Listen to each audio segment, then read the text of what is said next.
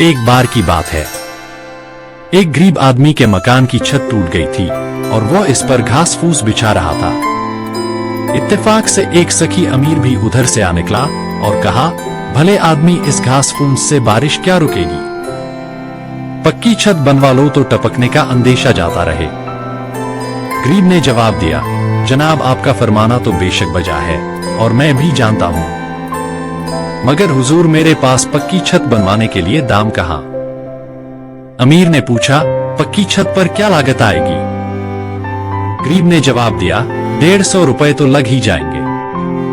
यह सुनकर अमीर आदमी ने झट जेब में से 150 रुपए के नोट निकाल उस गरीब के हवाले कर दिए और कहा, जाओ, इससे अपना काम चलाओ। जब अमीर नोट देकर चला गया तो गरीब के पेट में चूहे दौड़ने लगे कि यह तो बड़ा सखी दौलतमंद था, अगर मैं 500 रुपए कह देता तो इतने ही दे जाता, मैंने गलती से कम कह दिया।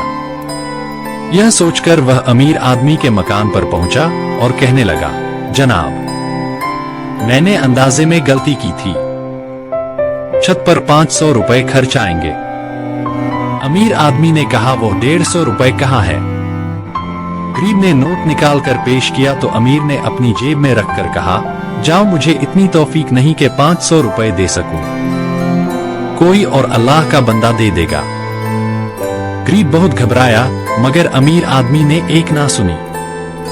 आखिर पछताते और यह कहता हुआ घर को पलट आया कि अमीर आदमी की कोई खता नहीं, यह मेरे ही लालच की सजा है।